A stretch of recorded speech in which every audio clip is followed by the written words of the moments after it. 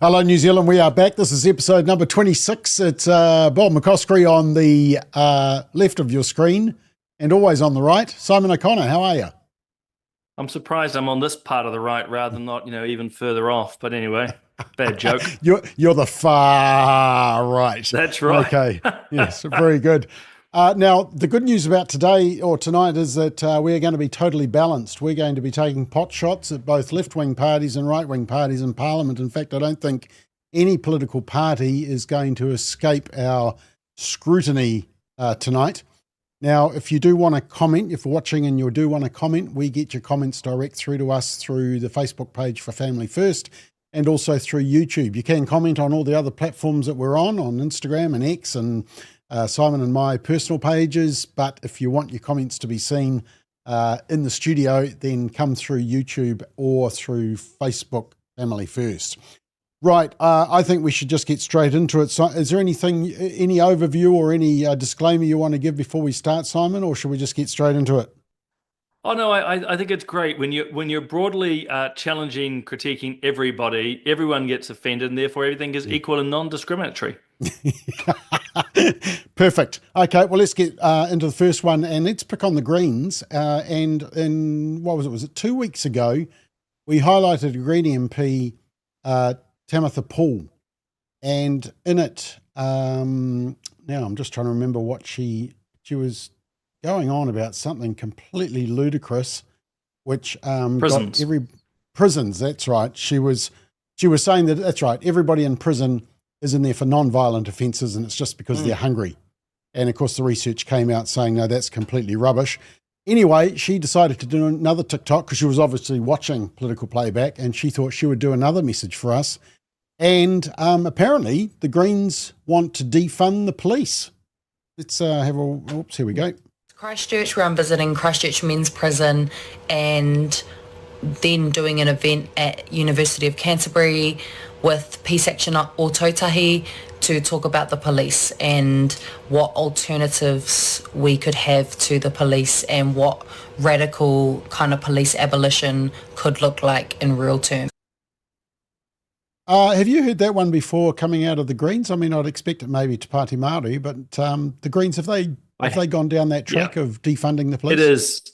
Yeah, it's the echoing of the Black Lives Matter concept, basically. And so all that people need to do is look overseas and see how defunding the police in the places like Minneapolis, Los Angeles, and other places worked out. So it's a barking mad idea, and now she's promoting it. But look, I'm pleased you mentioned her idiotic prison comments. Not only were they lies, again, it's just dangerous. And maybe I could say this, Bob, now that I've seized control of the microphone.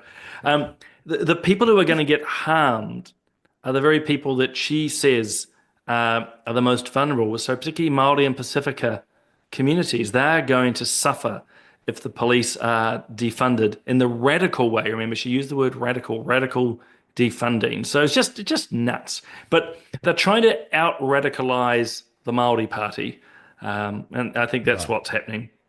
The thing that gets me is that while they say, okay, prison is disproportionately represented by Māori, unfortunately, the statistic that they don't tell you is that the victims of crime are disproportionately Māori also. So if you're going to say, let's go soft on crime, let's not have prisons at all, let's not have the police, then the ultimate victims are actually going to be the most at-risk groups, and that's Māori and Pacifica. So, yeah, they haven't done their homework on that. But that didn't stop her, because then she obviously went, oh, go on.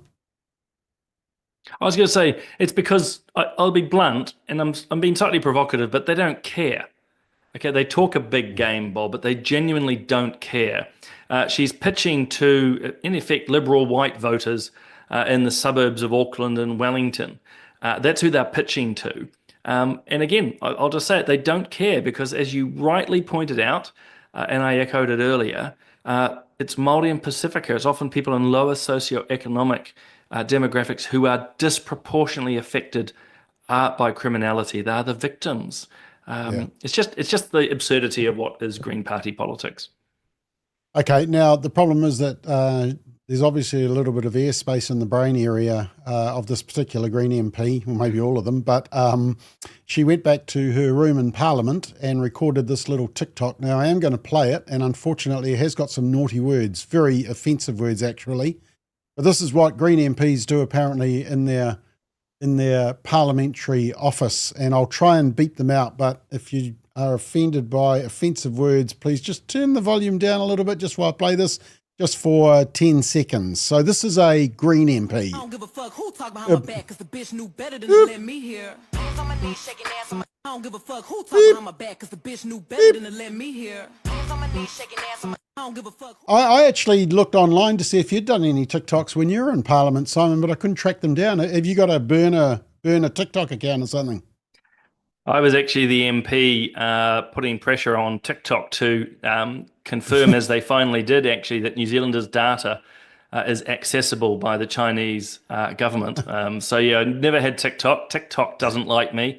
But I will also say never swearing or dancing like that. But, this is just the real slow but and increasingly speeding up decline in standards. I mean, not only is it a waste of time and taxpayer money, crass language, no purpose whatsoever. How's that helping anybody?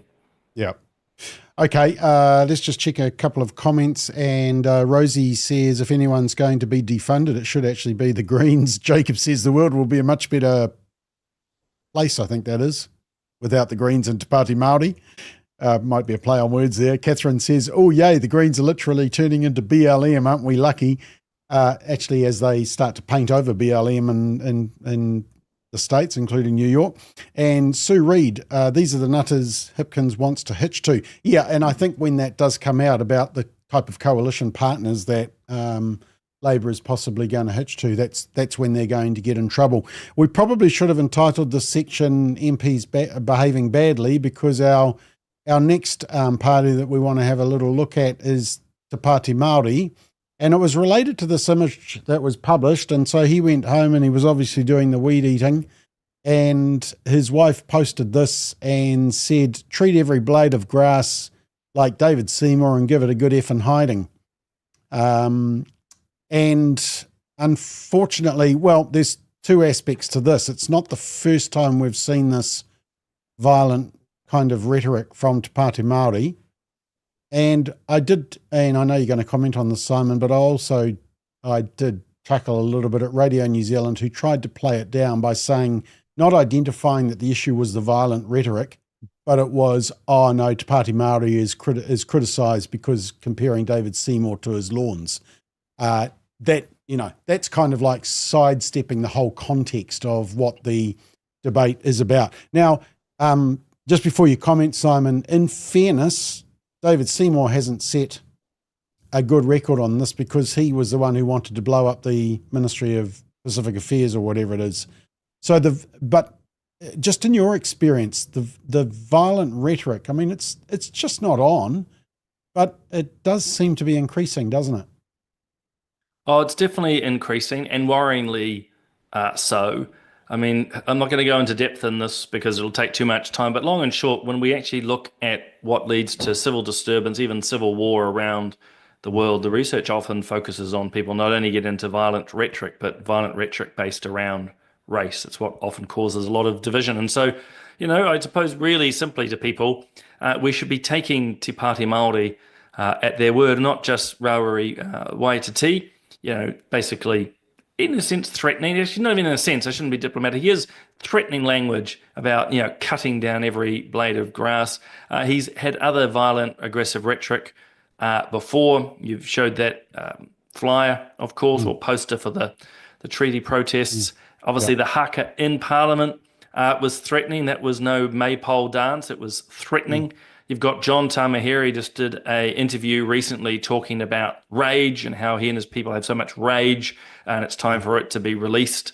And you're going, well, this is just not particularly helpful for anyone. But it's also similar to Tamitha Paul and the Green stuff. It's just this continued decline in standards. And these are the people representing you. And you can put Seymour in there as well. You don't talk about blowing things up. In fact, you shouldn't even be thinking about blowing things up. Yeah. So it's unfortunate. But these are warnings, and I don't want to over-egg that, but these are warnings. What people say is often what they end up wanting and doing. So let me just put this question to you that Victoria's put through, who says, is there no code of conduct for MPs, or do individual parties set their own standards? I mean, could you actually make a complaint about that Green MP, what she was doing in the offices and the language and the fact that it's going out publicly, or is it just up to the Green Party to discipline their own members? So if I could, I'll start there. There is no code of conduct for MPs, and you don't want one. I better be clear through you, Bob, to Victoria. I actually fought against codes of conduct just about every year I was in Parliament because they become very quickly weaponised, and particularly from the progressive or the left wing.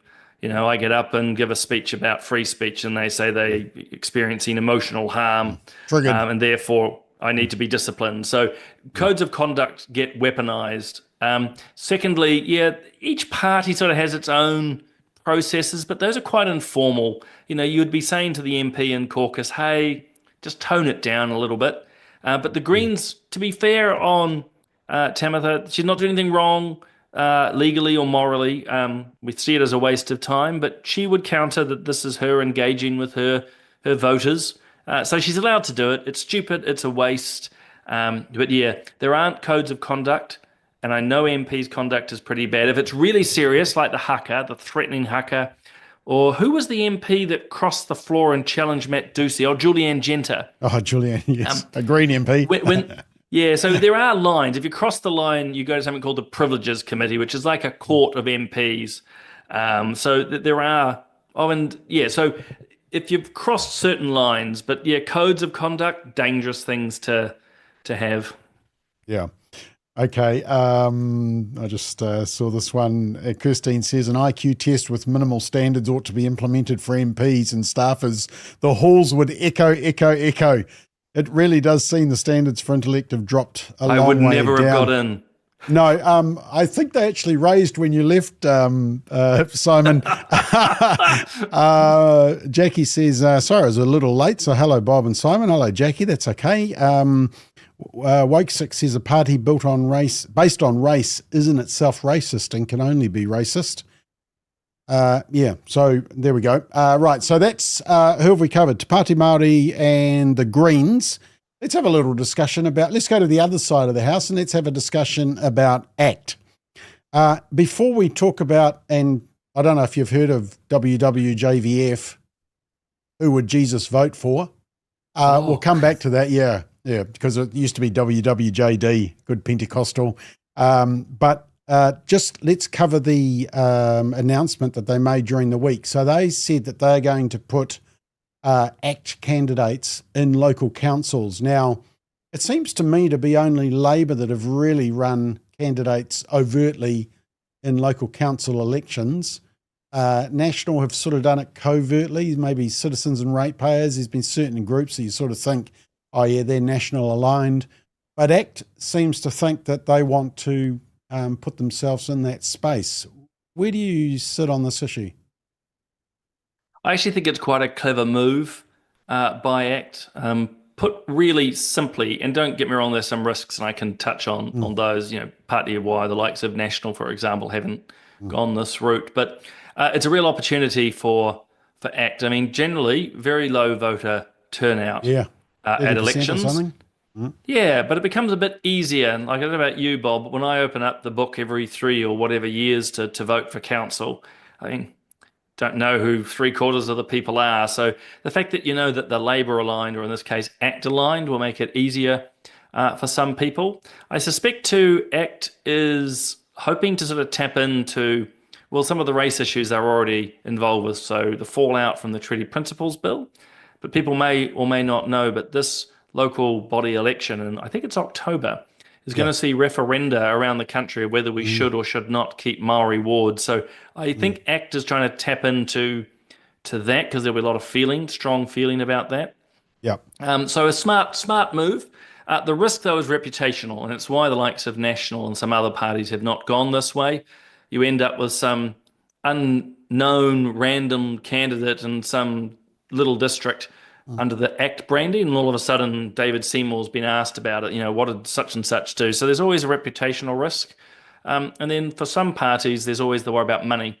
So, electorates are busy fundraising for their MPs. Are they going to now start sharing that money with the council candidate? So there's, a greed element to it as well. But I think it's a clever move by ACT. I mean, that raises an interesting issue, and this is totally off our run sheet, Simon, so sorry about that. But the vetting of candidates, I'm always fascinated by that, because it must be getting more difficult and difficult, because you think a candidate's CV looks okay, but then, of course, you can't search all their tweets and you can't search all their Facebook posts and their LinkedIn and their Instagram, and they might have been on a number of other social media platforms. It is a bit of a volatile area, because you just don't know fully the background. I know that they ask, are there any skeletons in the closet? But, it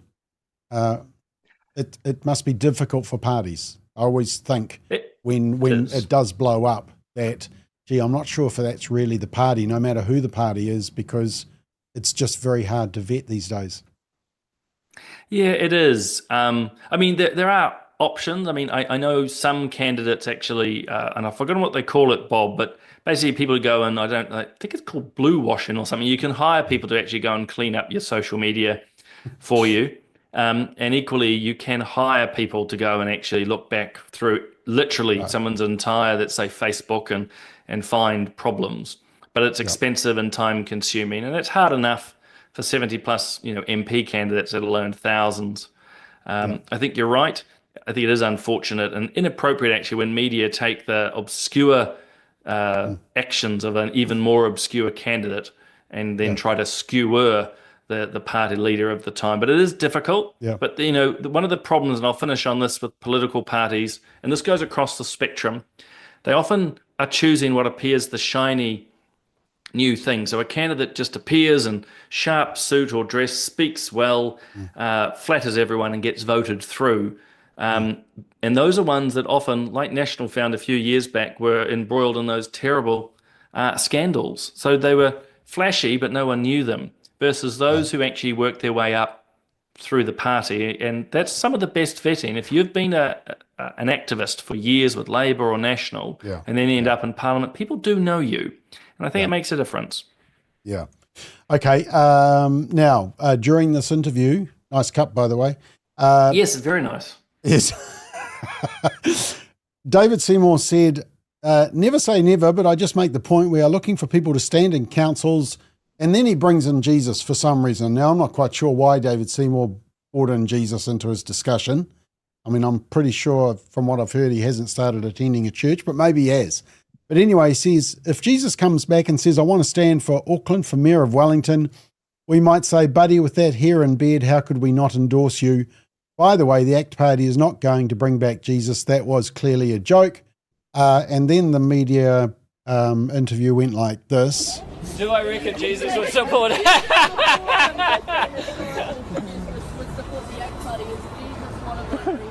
You know what? I believe that Jesus very well might support ACT. From what I know about him, he believed that Jesus believed that each person had inherent dignity, was made in the image of God, Imago Dei, and deserved to be treated with universal human rights. In many respects, the underlying teachings of Jesus and the ACT Party overlap, but I just want to be clear, the ACT Party is not promising to disinter Guy Fawkes, Jesus, or any historical figure to stand for mayor, council, or any other position. Thank you very much. I think the siren was, probably the best timing of that whole interview, because it sort of blocked him out. It kind of was an awkward interview. It was kind of that laugh that you laugh when you don't really want to laugh, but you do. But anyway, who would Jesus vote for? Of course, it started off the whole discussion, and then I saw a report on News Talk ZB about it with an interesting choice of commentators from the church. He's entering dumb space when he even raises this issue, isn't he, Simon? He is. I mean, look, personally, I think it should be taken with a relative grain of salt. To be fair, it is sort of humorous. It wasn't meant to be anything particularly deep, but you're dead right.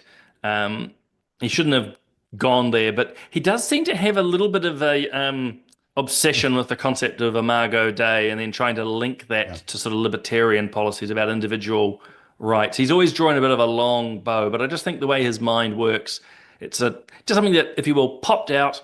Then the journalist ran with it, and it's hard to sort of disengage from it. So it was a bit silly. I personally don't find it particularly offensive. I would point out to him that he's going to find it very difficult to disinter the body of Jesus, seeing he is risen. It's going to make life a bit difficult. And then I thought the various church leaders, sort of mostly the usual suspects, was, I don't know, just sort of this very soft, Jesus lovey, wouldn't be involved in politics sort of stuff, which I completely disagree with. But to be clear, to finish up, doesn't mean I think Jesus would be voting for particular political parties, but the gospel and Christ's message applies to all and every facet of human life, including the political. Well, I was going to say, with the Imago Dei narrative that he was using, does that also apply to the unborn child? And does it apply to the vulnerable person with a terminal illness? I mean, you know, I'm not expecting theology out of David Seymour, and so therefore I thought that people that jumped on it and wanted, I mean, if I'd been rung by the media and asked to comment on David Seymour's theology, I would have said, well, it's a totally different theology because, you know, he's not a believer as I am. So what's the point of even discussing it? And that's what I thought was the trap that the church leaders jumped into, is that they then turned it into a who would Jesus vote for, which has no answer. As you say, he probably likes a bit of every party, to be honest, but I don't even think it's worth going down that track. I think you take an issue by issue and you say, what is the scriptural biblical response? What is the pro-life response? You know, but yeah. It would have been a great opportunity for those church individuals to actually focus on, okay, if you want to talk Imago Dei, as you say, what about the unborn? What about those that you're euthanizing at the end? If they have these universal human rights, why do you decide a whole group of humans don't? So again, missed opportunities. Instead, they sort of ran off the usual, I'd say, social justice hymn sheet. And again, for me personally, downplayed actually, you know, the church's message plays in to politics just as it does into cultural, social, any issue. And let's not forget, Jesus himself was very involved in politics, not as a political leader, but he was having a real go at those Pharisees and Sadducees and Romans, and he was having a ball of a time. Yep. Okay, I've got quite a few comments. Everybody's getting racked up. I think the next story is going to get them even more racked up. But anyway, this gets worse every day. I fight against being an ostrich and hiding my head in the sand. No emoji for that, sadly. Come on, Nancy. Margaret, you're watching this, so you've got your head out of the sand. Well done. Catherine says, DCC, which must be Dunedin City Council, is full of Greens and Labour. I disagree with central political parties entering local government. So do I. Rosie talking about vetting a councillor in Taupo just quit after being caught drink driving for the fourth time. With the David Seymour and Jesus, Catherine Symes says he's mocking us. Sandy says actually pretty sure Jesus wins the Port Act, and I thought his opening comment was insulting. Lynette thinks he's nuts. And Diane says Jesus would never vote for a party that believes men are women and children are born in the wrong body. The war on Christianity is real, which is a very good comment as well. Well, it's great to have Di on, by the way. Hello to the Landy as well. I know. Got great quality viewership tonight. The average IQ has just gone up, which wasn't hard with just us two starting it. All right, let's deal with the issue that I think's got huge commentary over social media today, and it was Luxon's visit to India. Let me just show the clip first, and then let's get some comment, and I suspect my comment section on social media is going to explode. So this is our Prime Minister in India. Sikh Gurdwara Management Committee, we welcome Right Honourable Prime Minister of New Zealand, Mr. Christopher Luxon, accompanied by our Honourable Prime Minister Shri Narendra Modi जी. दोनों prime minister साहब ने अभी शीश झुका के गुरु ग्रंथ साहब महाराज जी के नतमस्तक हुए. Okay, I can probably put up with the yellow wig, the bare feet, and the respecting of the culture and being where he needs to be, but would we expect an international leader to bow down and worship in a Christian church? I mean, if you brought in an international leader and Sunday morning you took them to whatever church service you went, would you say to them, well, you got to take communion and you've got to go up for prayer of blessing and basket's about to come round, expect at least 10%, you're on a good wicket. Would we expect that? I mean, it just seemed like this was overboard, unnecessary, and actually sent some, it just seemed wrong. Yeah, it was. And I think, too many thoughts at once as usual, but long and short, you can be respectful of the culture, but also respect your own boundaries, particularly in a religious context. Most viewers here will come from a Christian persuasion or out of the Judeo-Christian tradition, and very clearly there's no worship of idols, and there's only one God. It's one of the real fundamentals. So, look, I've been in this situation myself. I remember being in Fiji. So, granted, I wasn't a politician, but on Fridays, I'd actually go down to the local mosque and join the imam because, we had quite a Muslim population. So, long and short, would talk and chat and discuss, but was never there praying in their way. So, you can be there, so out of respect, just as, Muslim or a Buddhist, an atheist can come into a church, but yet you don't need to be going through the acts of worship. Because I actually think, Bob, not only is that, breaking one's own principles, particularly if you're supposedly Christian, but secondly, I think actually it's disrespectful. Because if you don't really believe it and you're just going through the actions for the sake of it, that's disrespectful to your host. So look, a very long way of me saying the Christian perspective on this is abundantly clear. And secondly, I think politically, you can turn up at the ashram, or whatever it was, but you don't need to go through that level of activity, worship, bowing down. That's just wrong. Yeah, I will just show it again, Gordon. I'll get you just to take the volume off it if you wouldn't mind. The question I wanted to ask you, Simon, is when you have gone into different cultures, how much as an MP are you expected to observe the culture and even not worship the culture, but do what the culture wants, even though it goes against your own values like this? Would there be pressure? Absolutely. I mean, it depends. I mean, some groups who are more, fundamentalist, if you're not one of them, then no, they're not even going to ask you.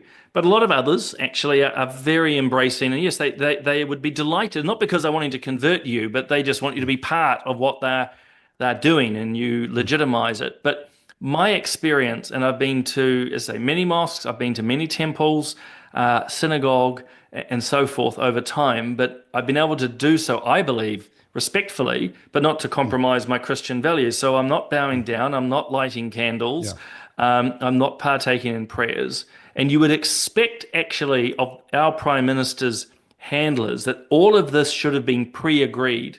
When the king goes into a mosque or to a temple, he ain't doing this because they've already said, right, we're going to go in, we'll look at the deity figure, etc., etc. Like they will agree. And so no lines have been drawn.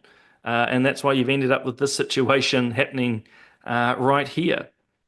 I mean, that was pretty specific of bowing right down. It's like expecting a political leader, a Muslim political leader or a Sikh or a Hindu to come to a function and raise their hand as we sing the national anthem or something. We wouldn't expect that of the other party. I mean, have you been in situations where you felt there's been pressure by other religions to follow that? Have you actually, like in your experience, have you ever had to say, look, sorry, I just can't do that. That goes against my personal Christian several stance? Times. Yeah, no, absolutely. I mean, there are times where, you can sort of prepare it in advance, be it yourself or your team just says, oh, look, the MP will come along, Mr. O'Connor will come along, but he's not going to do X, Y, and Z.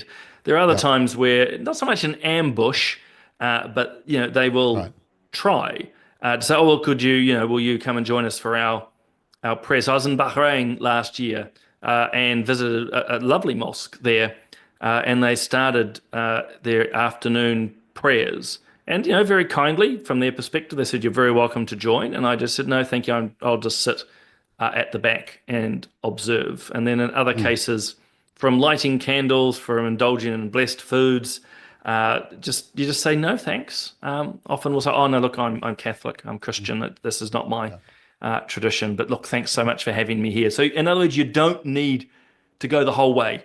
And I'd say 99% of other religious adherents will tolerate that. They'll go, "Oh, okay." So a lack of planning here, a lack of principle, because actually you can just say this is crossing the line.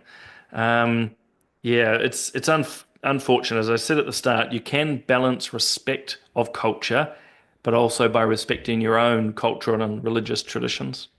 I do want to ask you whether, because we saw what Luxon did with Ramadan and the nice big long message and yet the sort of shallow one for Christmas, is he going overboard to try and get rid of the Christian label? Just think about your answer of that, just while I get a few comments.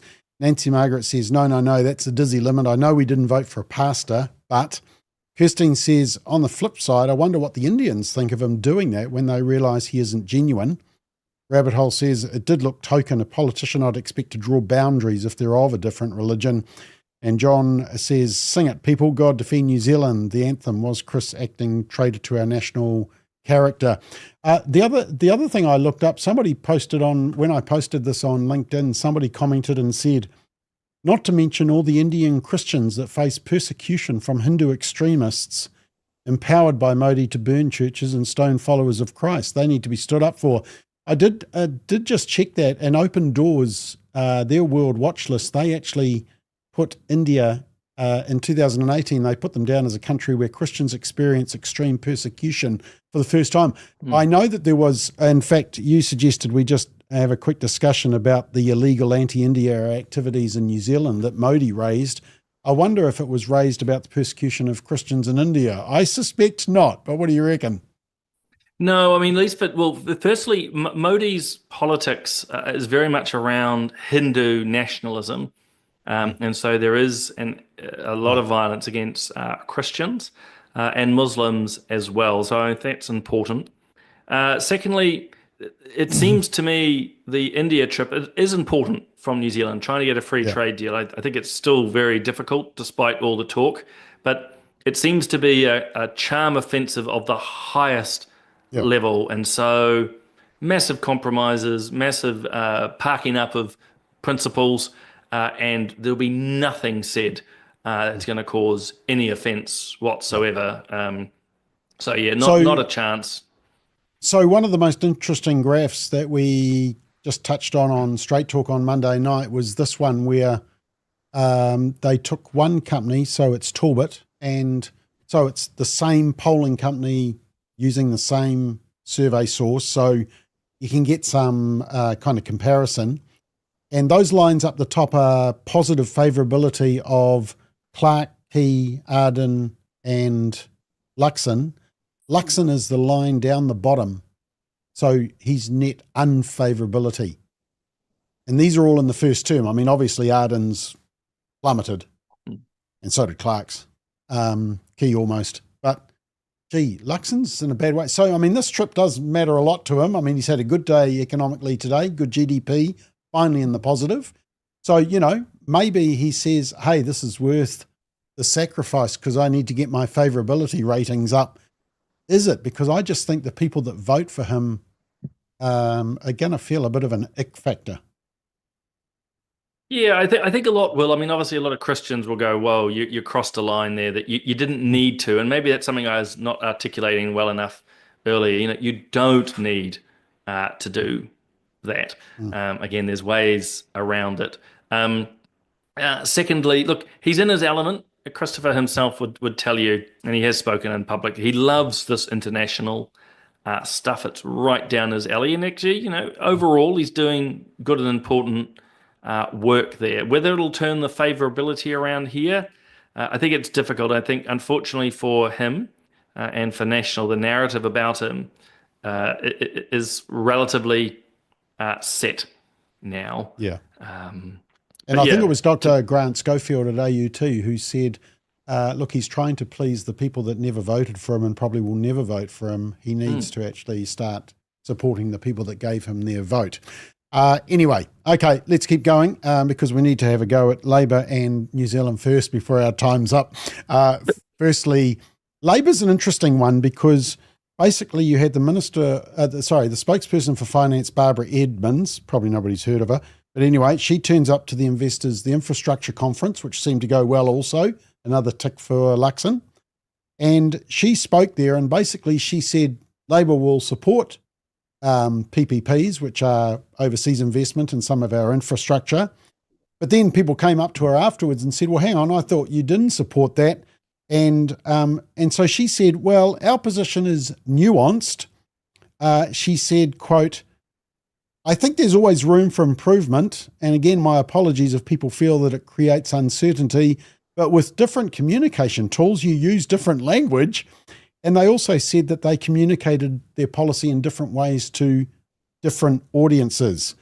Gee, I mean, is that a half-truth? I mean, that sounds like pretty expedient rhetoric coming out of the Labour Party, depending on who the audience is. Yeah, look, absolutely. It's sort of the mask sort of falls off in a way, isn't it, of admitting to political spin and making things up to try and just effectively buy votes, but actually not doing what they are saying they're going to do. So, look, the infrastructure conference last week was actually really good, I'm told.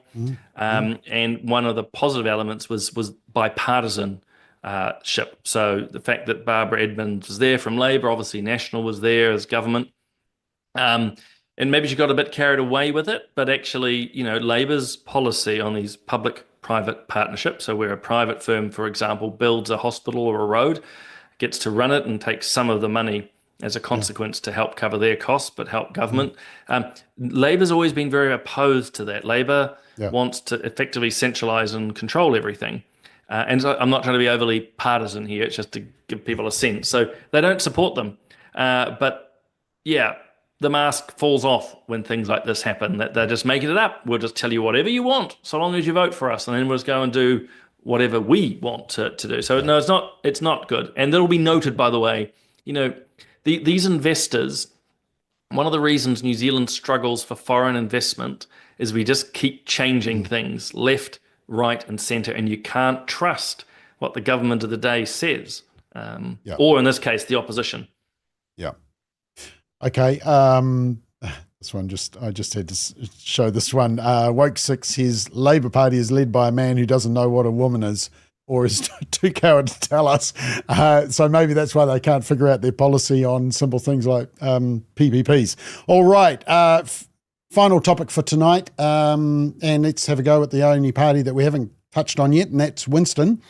New Zealand First. Now, the interesting thing is there's obviously been this, he's talking about woke, he wants to get rid of DEI. There's plenty of examples in that, and Kiwi Bank, in fact, in MFAT as well. In fact, I've just been doing a bit of research on MB, Ministry of Business, Innovation and Employment.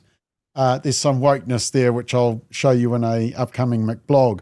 But I tell you, it's really racked up the media. And I know you said, oh, let's talk about this. And so I just went and had a look at some of the articles. And you know, if you can't call somebody a Nazi or Hitler, then you call them Donald Trump. So stuff got in there, dig there. But then I looked around and we got the post with, you know, protecting hard-won reforms from the anti-woke agenda.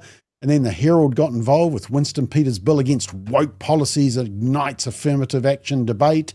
Back to stuff in the commentary, the problem with Winston's war on woke. And another one, the flap over DEI, woke or just awake.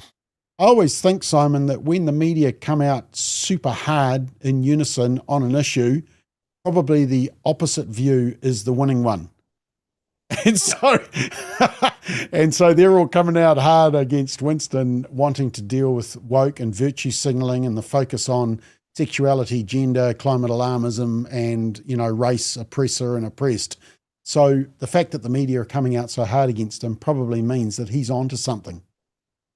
Yeah, he is. You whether it's driven by a genuine deep concern or he's noting correctly overseas, actually, there's a massive pushback against DEI, and not just in the United States, but a number of countries around the world, where people want to return back to, basic principles like equality and merit, and they're sick of propagandizing of particular groups. They're sick of affirmative action based often on arbitrary reasoning, and they're just sick of being talked down to. And I think, you can still see that in New Zealand's polling. So actually, I think this is quite a popular idea of Winston's. And yeah, you did right. The way the media's reacted it is quite funny. And one element, we touched on it briefly on, I think, I did on Solid Ground. We may have talked about it on Straight Talk too. Woke is, well, obviously it's a word, but it's a quick slogan. But it's an easy way for us, because I use it quite frequently, to quickly encapsulate that wide group of people, from cultural Marxists to intersectionalists. Yeah. Oh my God, there's a tongue twister. Fourth wave feminists and so forth. Yeah, I was trying to turn it into how it's a group of people. It's intersectionality-ists. But long and short, that takes a long time to try and list all these groups. So woke just helps. Those people who believe that they alone have the great moral insights of this age, and all the rest of us just have to learn. So woke's a very appropriate term. Covers a lot of things, and you know what? And it's why the media rages against it, Bob. They know that the man and the woman on the street don't like it. Okay, well, we're not. We've been critiquing every party, and so we're going to show you a little clip of an interview that Winston Peters did, because the media were clever. They went to the New Zealand First website and they looked for evidence of DEI, and they found it. And so they thought, gotcha, we'll confront Winston on it. And I mean, the interview is interesting. You'll see that Winston doesn't cope too well with it, but you'll also hear a reporter acting like I'd expect one of my children to act if they were 9 or 10, and just repeating the question, and then says, I'm asking the questions type thing. It's very interesting. Anyway, have a watch. Mr. Peters, will the DEI policy apply to New Zealand First? What do you mean? Well, the Constitution of New Zealand First says list rankings should consider the gender diversity of the MPs. Yeah, well, what's it got to do with DEI? Isn't that DEI? No, it's not. Why not? Well, it's got 2 words for a start, not 3. You got that worked out? DEI stands for diversity and inclusion. Surely that would be included by ethnic groups, social groups, gender? Doesn't say that at all. Go and see what DEI means. It means diversity, equity, and inclusion. Doesn't that? That's what you said first time. Yeah, it is. So doesn't that include ethnic groups, social groups, gender, and age? I'm going to start a class for you guys next week. So do you not get a break? I'm going to put in a This is hypocritical, isn't it? Free. It'll be pro bono. You know what pro bono means? This is hypocritical of you, isn't You know it? what pro bono means? This is hypocritical You know what of pro you. bono means? This is hypocritical of you, You isn't know what it? pro bono means? Is the Do you Constitution... know what pro bono means? Doesn't the One Constitution... more time. Repetition. I'm is asking the questions. Stupid recanting I'm asking the stupidity doesn't help questions. you. Doesn't the Do you Constitution... know what pro bono is? Doesn't your Constitution... You got that? Doesn't your Constitution reflect DEI values? I just said to you, there are 2 words, not 3. Diversity, Can't you get it? Diversity could Now, range. you're adding the best part in by No, yourself. diversity could Which is typical include... you guys. And let me tell you what, we're going past 100 on our post. 1,000, that is. You guys can't even get to 100. Now, if you look at the Greens Constitution, it covers exactly that. It's got quotas and everything else. Our Constitution has 2 words, and no way can be construed the 3 words that you're using, and you're not going to get away with lying. The Constitution has genders, social groups, ages, and ethnic groups to be represented. Listen, moron, I'm just told you once. So he's basically saying, one, it's only D and E and it's not DEI or something, and there's no quotas. But I mean, the reporter, I don't think, covers himself in glory either. I don't think either of them did, because the reporter's saying, I'm asking the questions, and is almost tossing his toys out of the cot, which I probably expect. But did that interview entertain you? Did it surprise you? I mean, nobody comes out of it well, do they? No, I mean, look, to be fair, they did catch Winston on that one. He has been, if you will, caught out.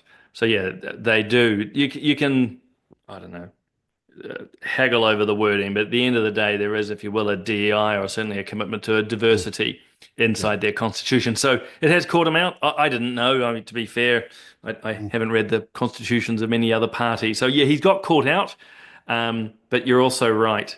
By the way, just because he got caught out doesn't mean it's the end of the world. I mean, if New Zealand First wants to pursue this, what they call war on woke, then they can remove it from their constitution. But, the reporter, I don't know who it was. I didn't recognize the voice. Yeah, it doesn't cover themselves in much glory. And Winston does what Winston does in those. He's like a possum trapped in the corner. He lashes out, which is his way of defense. Oh, it is so entertaining. All right. Look, we've got time just to cover this very briefly. Have you heard a news item about school lunches like in the last 48 hours? It has gone quiet. Kids are getting fed. That fly obviously survived, the super fly that survived both the plastic and being nuked for 25 minutes. Somehow the super fly has survived it. Yeah, I'm just wondering what the next, because that fly in the lunch apparently, I mean, this was Radio New Zealand. I've actually taken this off One News, but it was reported by Radio New Zealand because they just copy each other or share stuff. So maybe we don't need all the media outlets. But that was based on the report of a blogger who heard from a friend whose daughter claimed, I mean, there was so much whispers in it. Yeah. Anyway. Yeah. It's I don't know the exact reasons, but it's fascinating, isn't it? How news cycles work. It just say, multiple updates every day, and then all of a sudden it just drops off. I don't think they're finished with it yet, though. It could be that they're keeping more of a focus on Luxon's trip to India, and then they'll return to it when he comes back. I mean, that's part of the sport. I don't say that because it's a good thing, but the Parliament's, I think, in recess at the moment. The Prime Minister's overseas.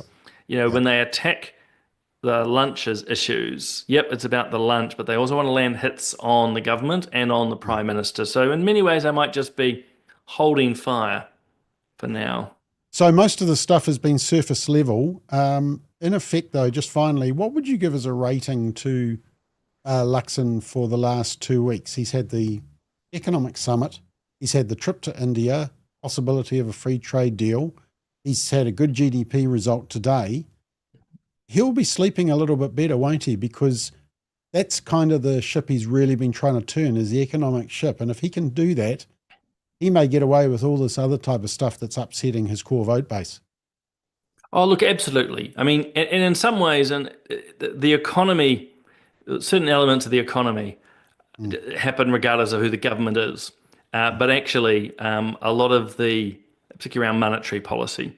But long and short, yes. If the economy starts doing well, and importantly, Bob, if all of us here on Political Playback tonight, I mean those who are online and listening, if we begin to feel it, okay, so GDP numbers today were much better than hoped, which is brilliant, but I don't think any of us feel particularly wealthier. If the economy does better, if New Zealanders have more money in their back pocket, they're getting better access to healthcare, then this will be of great benefit to the coalition government. Luxon's had a great couple of weeks, which is really good to see. But at the same time, I think a lot of Kiwis going to work in the morning and coming home aren't worried about Indian free trade deals, big investor summits. Doesn't really matter to them. So, it's good, but I don't know if it's necessarily impacting. But let's put it this way. It's better than week after week of fumbles. Okay, well, we went around every party, so nobody can accuse us of being biased, so that was good. We did better than we've done for any, and it's only our 26th episode, so well done. Have a great weekend. Thank you for watching, everybody, and we'll be back next Thursday at 5 o'clock. Until then, have a great night.